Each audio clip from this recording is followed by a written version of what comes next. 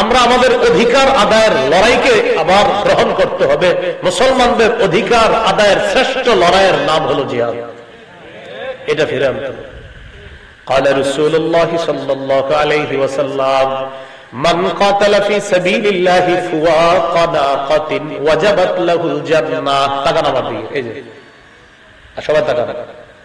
একবার, দুইবার, কবার হলো? নবীজি বলেন কেউ যদি ওটের দুধ এইভাবে দুইবার দহন করে, একবার, এই দুইবার, ওটের দুধ দুইবার দহন করতে যতটুকু সময় লাগলো, এই পরিমাণ কেউ যদি আল্লাহর রাস্তায় আল্লাহকে খুশি করার জন্য জিহাদে শরীক হয়, তার জন্য জান্নাত ওয়াজিব।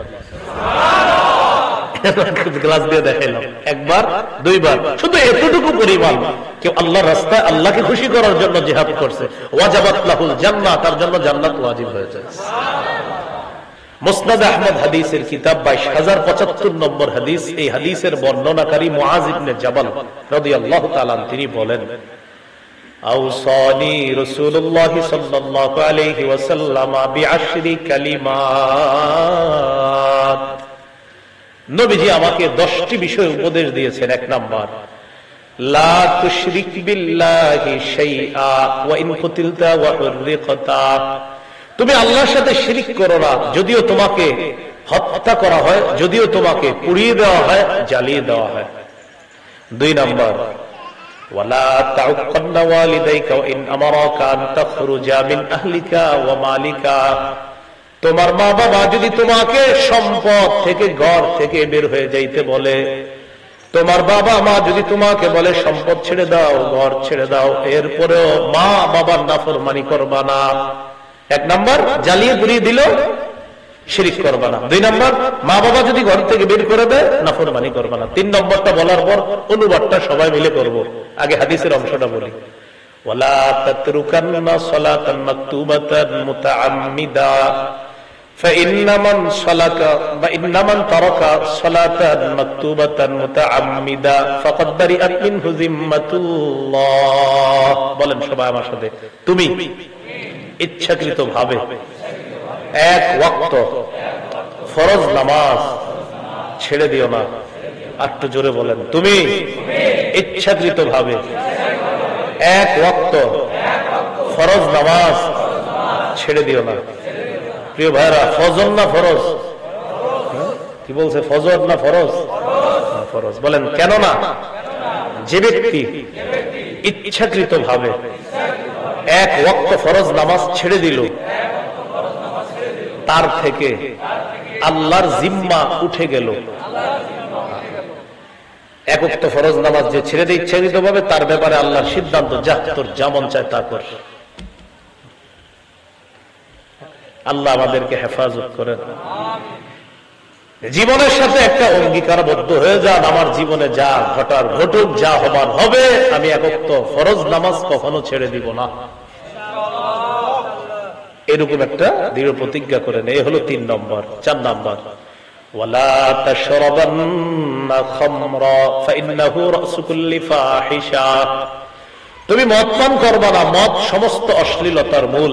মদ দ্বারা উদ্দেশ্য যত মাদক দ্রব্য আছে, ইয়াবা, বাবা, গাজা, হেরোইন, ফেন্সিডিল, আফিম, কানাডা ড্রাই, মস্তুদ, শ্যাম্পেন, ডাইল ইত্যাদি সব উদ্দেশ্য। এই মাদক দ্রব্য সেবন করা যাবে না। হুজুর আপনি এত নাম জানেন কেমনি? বিষয়টা এরকম মাথায় আসছে অনেকের আপনাদের।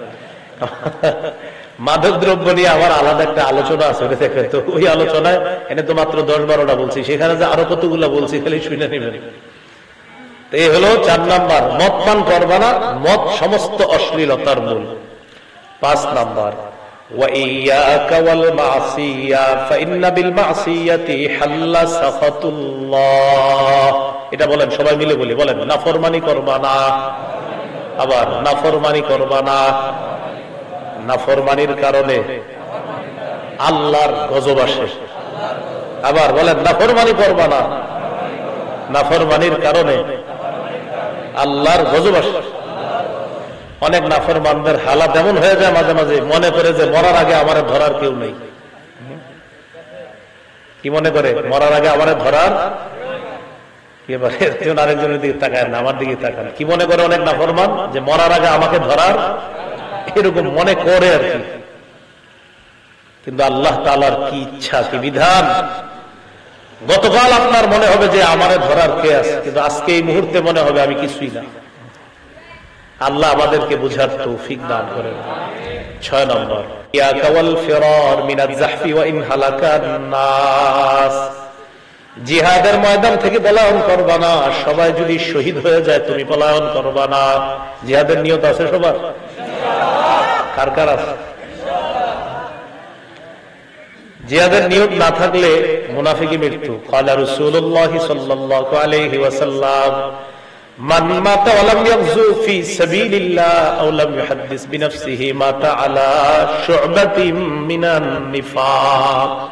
কেউ যদি মৃত্যুবরণ করে এমন অবস্থায় যে সে জিহাদ করলো না অথবা মনে মনে জিহাদের সংকল্প করলো না, সে নিফাকে মৃত্যুবরণ করবে।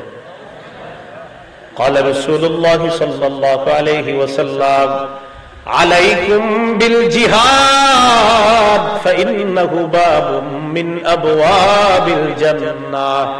সহিহ মুসলিমের বর্ণনা, রাসূলুল্লাহ সাল্লাল্লাহু আলাইহি ওয়াসাল্লাম বলে, তোমরা জিহাদকে আবশ্যক করে নাও। জিহাদ জান্নাতের দরজাসমূহের একটা দরজা। বাস জিহাদ আল্লাহর জান্নাতের দরজা। আল্লাহ জান্নাতের দরজা। আমারে যারা ফলো করেন দেখবেন একটা লেখা দিয়েছি আমি, যে 9টি পদ্ধতিতে আমরা আমাদের হারানো ঐতিহ্য ফিরে আনতে পারি। কয়টি পদ্ধতি? 9টি। যারা জুমার আলোচনা আবার ফলো করেন দেখেন জুমার একটা আলোচনা সাজিয়েছি। 9 পদ্ধতি অবলম্বন করা বর্তমানে খুব জরুরি। এর মধ্যে একটা হলো আমরা আমাদের অধিকার আদায়ের লড়াইকে আবার গ্রহণ করতে হবে। মুসলমানদের অধিকার আদায়ের শ্রেষ্ঠ লড়াইয়ের নাম হলো জিহাদ। এটা ফিরে আনতে হবে। قال رسول الله صلى الله عليه وسلم من قاتل في سبيل الله فوق ناقة وجبت له الجنة। তাকান আমার দিকে, এই যে সবাই তাকান। একবার, দুইবার, কবার হলো? নবীজি বলেন কেউ যদি উটের দুধ এইভাবে 2বার দহন করে, একবার, এই 2বার, উটের দুধ 2বার দহন করতে যতটুকু সময় লাগলো এই পরিমাণ কেউ যদি আল্লাহর রাস্তায় আল্লাহকে খুশি করার জন্য জিহাদে শরীক হয় তার জন্য জান্নাত ওয়াজিব। গ্লাস দিয়ে দেখাইলাম, একবার, 2বার, শুধু এতটুকু পরিমাণ কেউ আল্লাহর রাস্তায় আল্লাহকে খুশি করার জন্য জিহাদ করছে, ওয়াজাবাত লাহুল জান্নাহ, তার জন্য জান্নাত ওয়াজিব হয়েছে।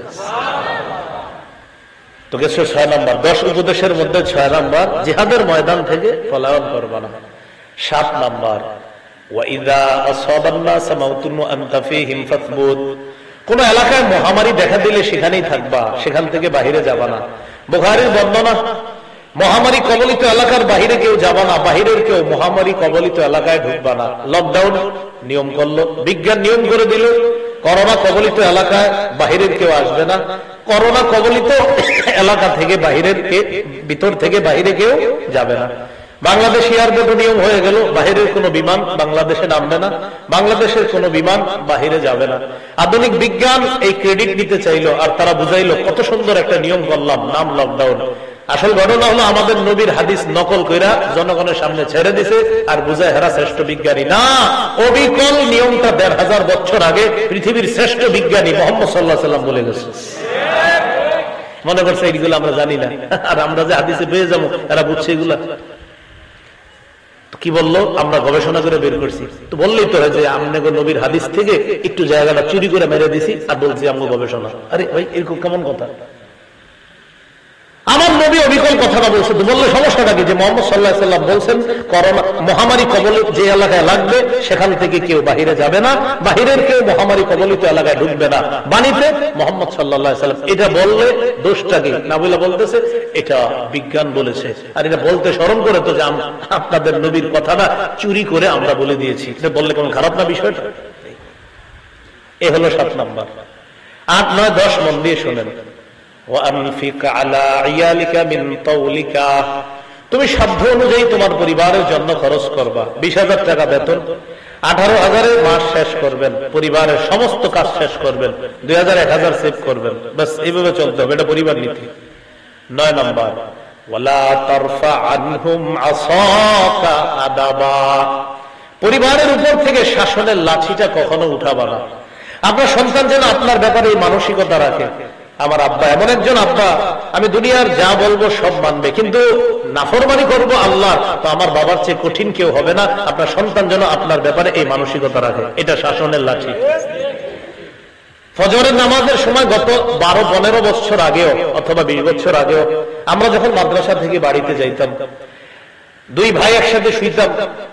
তো আপনার ফজরের নামাজের সময় মাদ্রাসা থেকে যাওয়ার সময় আমরা নিয়ত করে যাইতাম, এবার বাড়িতে গিয়ে ইচ্ছা মতো খালি খামু 7 দিন আর খালি ঘুমামো। বহুত ডাইলের পানি খাইছি মাদ্রাসায়, ভাই 7 দিন খালি খামু আম্মার হাতের খানা আর খালি ঘুমামো, এরকম নিয়ত করে আমরা 7 দিনের জন্য যাই। যাওয়ার পরে যে ফজরের সময় হয়, প্রথমে বাবা বাড়ির সবাই উঠছে, এটা হলো আব্বার ডাক, এটা বইলা আব্বা হলেন চলে যায়। পরিবারের মুরব্বীদের এই দাস কণ্ঠের সময় উঠছে, এটা ছিল আমাদের পারিবারিক একটা হারানো ঐতিহ্য। এই ঐতিহ্যগুলো আবার ফিরিয়ে আনা দরকার। এটা বলার পর আম্মা এসে বলতেন, এই তোরা উঠছস? আব্বা আম্মাদেরকে তুমি করে বলতেন, আর আম্মা বলেন তুই করে। তোরা উঠছস? জি আম্মা উঠছি। একবার একটু পর আবার এসে বলে উঠছস? জি উঠছি। শুয়ে শুয়ে বলতেছ। আবার বলে এসে উঠছস? জি আম্মা উঠছি। তো তৃতীয়বার যখন বলি জি আম্মা উঠছি, তখন বলতেন, এদেরকে যে মাদ্রাসায় কেন পড়াশোনা করাইছি, এতবার ডাকা লাগে, এটা বলতে দেরি ওইটা দৌড় পুরা মসজিদের দিকে। আর এরপরে আল্লাহ জানে আরো কত কি বলে। এগুলো ছিল পারিবারিক শাসন ঐতিহ্য। এখন কে কারে শাসন করবে বলেন? যিনি শাসন করবে তিনি ঘুমায় 3টায়, যাকে শাসন করবে তিনি ঘুমায় 4টায়। বিষয়গুলো হাস্যকর মনে হলেও কষ্ট। মুরব্বীদেরকে জিজ্ঞাসা করেন, দাদা লাঠি